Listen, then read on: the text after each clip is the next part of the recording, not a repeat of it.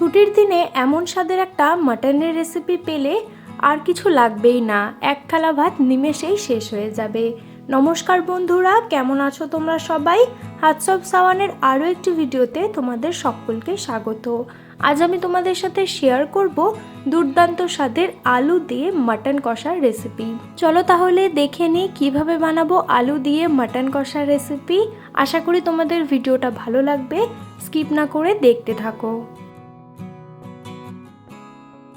Mutton কষা বানানোর জন্য 500 গ্রাম মতো রেয়াজি মাটন মিডিয়াম সাইজ করে কেটে নিয়েছি। তার সাথে নিয়েছি টক দই, আদা রসুন বাটা, পেঁয়াজ কুচি, আলু একটু বড় বড় করে কেটে নিয়েছি, টমেটো কুচি আর নিয়েছি 5-6টা মতো শুকনো লঙ্কা। এরপর একটা মশলা বানিয়ে নেব। তার জন্য একটা মিক্সার গ্রাইন্ডারে টমেটো কুচি, কিছুটা পেঁয়াজ কুচি আর শুকনো লঙ্কা খানিকটা জল দিয়ে একটা মিহি পেস্ট তৈরি করে নেব। এই যে মিক্সার গ্রাইন্ডারে যে মশলাটা লেগে আছে তার মধ্যে একটুখানি জল দিয়ে আমরা রেখে দেব, যখন রান্না করব তখন এই জলটা ইউজ করে নেব। এবার মাটনটাকে ম্যারিনেট করে নেব। তার জন্য মাটনের মধ্যে 1 চামচ নুন, 1/2 চামচ হলুদ গুঁড়ো, 1/2 চামচ লঙ্কার গুঁড়ো, আদা রসুন বাটা, টক দই আর খানিকটা সর্ষের তেল দিয়ে মাটনটাকে খুব ভালো করে মাখিয়ে রাখবো 15 থেকে 30 মিনিট।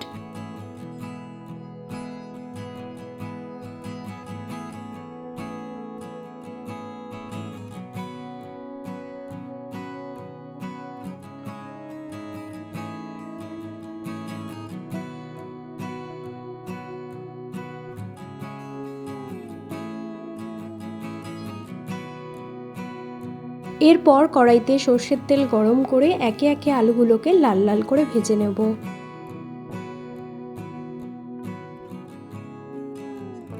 মিডিয়াম টু লো ফ্লেমে প্রায় 10 থেকে 15 মিনিট সময় নিয়ে আলুগুলোকে খুব ভালো করে ভেজে নিয়েছি। এবার একে একে তুলে নেব। এরপর ওই তেলের মধ্যেই গোটা গরম মশলা আর 2টো তেজপাতা দিয়ে কিছুক্ষণ নেড়ে চেড়ে নেব। গোটা মশলার থেকে যখন সুন্দর মিষ্টি গন্ধ আসতে শুরু করবে, এর মধ্যে কেটে রাখা পেঁয়াজ দিয়ে খুব ভালো করে কিছুক্ষণ ভেজে নেব।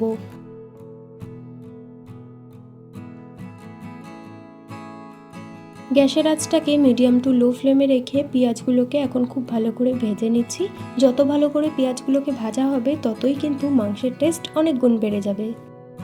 পেঁয়াজটাকে খুব ভালো করে লাল লাল করে ভেজে নিয়েছি। এবার এর মধ্যে 2 চামচ আদা রসুন বাটা আর পেঁয়াজ টমেটো শুকনো লঙ্কার যে পেস্টটা তৈরি করেছিলাম সেই পেস্টটা দিয়ে খুব ভালো করে বেশ কিছুক্ষণ কষিয়ে নেব।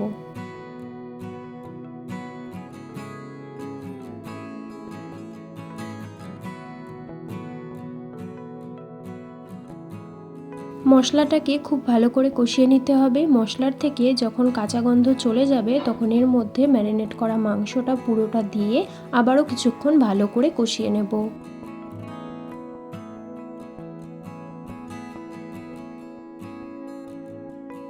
মশলার সঙ্গে মাটনটাকে খুব ভালো করে মিশিয়ে নিয়েছি। এবার ঢাকা চাপা দিয়ে লো টু মিডিয়াম ফ্লেমে মাংসটাকে খুব ভালো করে সেদ্ধ করে নেব।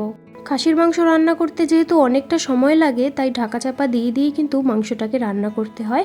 তাই 5-10 মিনিট অন্তর অন্তর কিন্তু একবার করে ঢাকা খুলে মাংসটাকে নেড়ে দিতে হবে, আবার ঢাকা চাপা দিয়ে রেখে দিতে হবে 5-10 মিনিটের জন্য।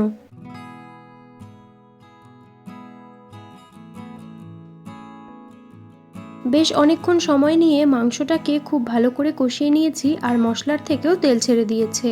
এই পর্যায়ে মাংসটা একদম সেদ্ধ হয়ে গেছে কিন্তু পুরোপুরি কষা হয়নি। তাই প্রেসার কুকারের মধ্যে 4 কাপ মতো জল উষ্ণ গরম করতে দিয়ে ওই উষ্ণ গরম জলের মধ্যে কষানো মাংসটাকে দিয়ে জলের সঙ্গে মাংসটাকে একবার খুব ভালো করে মিশিয়ে নেব।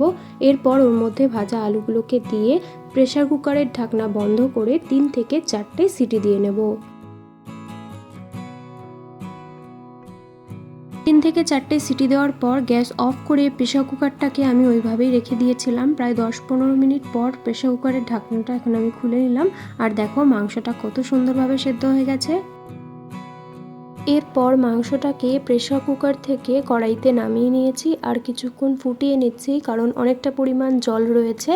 এই পর্যায়ে নুন মিষ্টিটা একটু ভালো করে দেখে নিও, যদি নুন মিষ্টির প্রয়োজন হয় তাহলে এই পর্যায়ে দিয়ে দিতে পারো। এরপর সব শেষে উপর থেকে খানিকটা শাহি গরম মশলা ছড়িয়ে দিলেই তৈরি আমাদের আজকের রেসিপি আলু দিয়ে মাটন কষা। কেমন লাগলো আজকের রেসিপিটা অবশ্যই কমেন্ট করে জানিও। যদি ভালো লেগে থাকে তাহলে প্লিজ ভিডিওটাতে একটা লাইক দিয়ে চ্যানেলটা সাবস্ক্রাইব করে আমার পাশে থেকো। আজকের মতো এই পর্যন্তই। সবাই ভালো থেকো, সুস্থ থেকো। ধন্যবাদ।